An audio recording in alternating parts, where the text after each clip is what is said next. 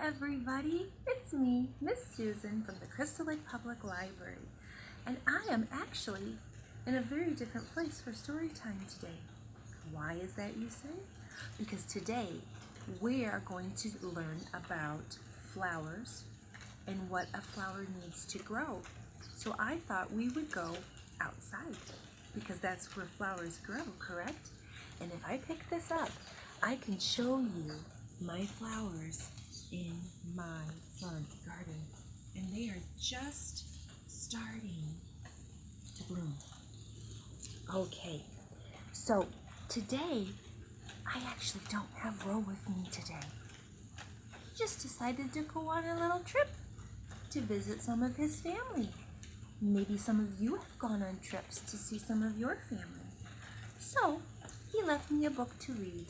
And since we can't wake up Ro because he's not here, I'm just going to show it to you. It is called Grow, Flower, Grow. This is the story of Fran and a beautiful flower she gets. And this is her pet dog. This is by Lisa Bruce, and it is illustrated by Rosalind Beardshaw. I love the pictures in this because they're so bright and cheery. And I have permission through Scholastic to read this. So here we go. What do we need to make flowers grow? Let's find out. All right, so here we are. Grow, flower, grow. Let's see what happens. One day, Fran found a flower pot filled with soil. Poking out of the top was a tiny green tip. "I will grow this flower," said Fran to her dog, Fred. What a great name, Fran and Fred. She took it home. "Grow, flower," she said, but the tip stayed tiny.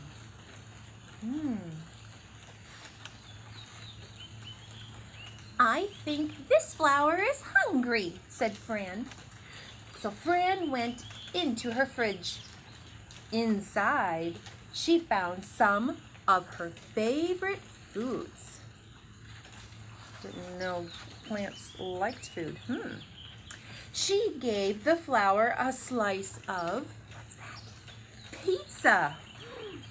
The next day, Fran gave it a piece of cheeseburger. Then she gave it spaghetti, 2 chocolate chip cookies, and a large spoonful of strawberry ice cream. Wow. She even gave it one of Fred's juicy bones. But the flower didn't grow. The tip stayed tiny, and Fred got fed up. "Silly flower," Fran said, and she threw it out the back door.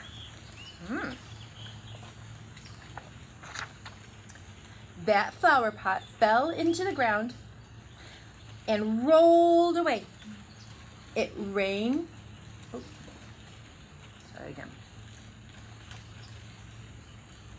That flower pot fell onto the ground and rolled away. The rain fell on it. It's raining just like it is today. Today it's raining outside. The wind blew on it. And the sun shined on it. Finally, the tiny green tip grew and grew and grew until one day Fran and Fred went outside to play. When they opened the door, a surprise was waiting for them. Oh my gosh, wait till you see this flower. Look at that beautiful flower. A big, beautiful flower just for Fran. The end. Wow. So we learned something today. We learned that flowers don't eat pizza, or hamburgers or ice cream or any of those things, they need water, they need sunshine, and they need beautiful breezes on them to grow. Very important things. Well, now what we're going to do is I'm going to teach you how to plant some flowers in a flower pot. Are you ready? I gotta get changed because these are my nice clothes. All right, I'm gonna change and we're gonna learn together how to plant flowers. All right? All right, here we go. All right, so we just read the story, Grow, Flower, Grow, and in it we learned what a flower needs to grow. So I decided to have you come to my house and I'm gonna show you the step-by-step process in planting flowers in a flower pot. So the first thing we need are flowers, right? And these flowers I bought at my local nursery, and they are annuals, okay? Annuals are different than perennials. Annuals only grow for the summer season, and then they die, and they don't come back. Perennials, which are over in my garden over here, there's a lot of green there, but those come up year after year after year. So I'm going to show you the annuals, because they only buy them once a year, are right here. So this is called silver dust. It's actually very pretty and it's very soft. These are begonias, and begonias love to be crowded. This is gaillardia, one of my favorite flowers, and they open up to these beautiful happy flowers. And then we have what's called lobelia. And lobelia are small purplish blue flowers and they cascade. So it's important to know what types of plants you're getting and what they will eventually grow to. So each plant is going to have the name of it, and then on the back, how tall they are going to grow. And I have organized my plants according to size. So this silver dust is going to be the tallest. It gets about 1 foot tall. The begonias and the gaillardia both only grow to about 8 inches.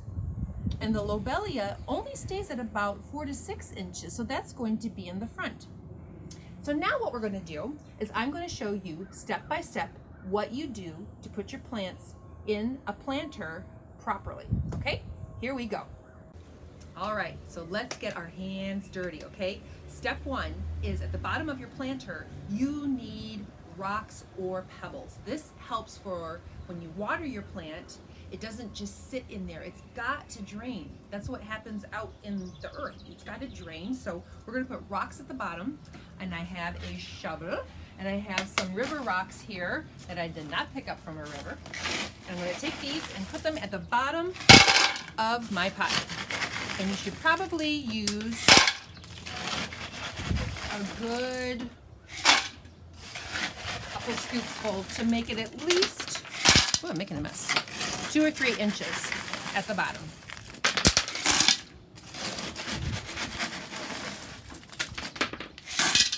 All right, rocks are in. All right, so the next step is you need to put soil in, just like Fran did with her plant. Now, this is actually a pot that I had used last year, and believe it or not, it's actually, this dirt is beautiful. So I'm going to use this in my pot along with some new soil potting that I just bought at the store. And Miss Susan says it is awesome to get your hands dirty because dirt on your hands feels awesome. If you want to wear gloves, you can wear gloves as well. I like to use just my hands. Okay, so now I added some of this bagged potting soil to my soil from last year. Recycling is always a good thing. And I'm mixing it all up, just like making brownies, dirt brownies. There we go. All right, good. All right, so I took those plants that I had described earlier and I put them in my pot according to height. These are going to be the tallest, and then we work our way down to the smallest. So now I'm going to get busy, get some dirt under my nails, and plant my flowers.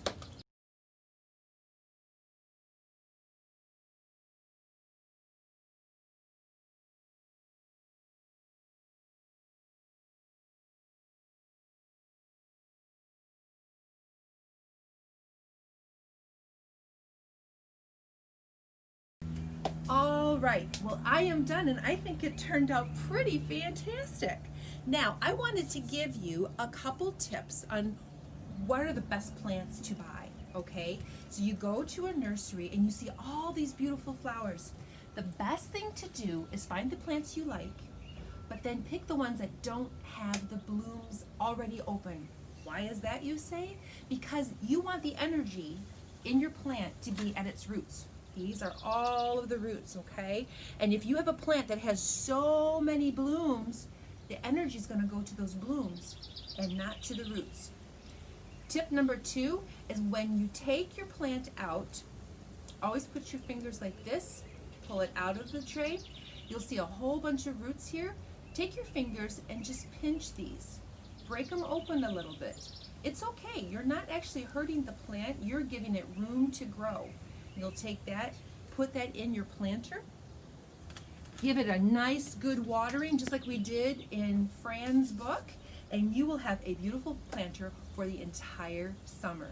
Well, I can't wait to hear what kind of beautiful flowers you guys found that you planted in your planter, or maybe just in your garden. So until next time in our story time, I will see you soon. Bye-bye.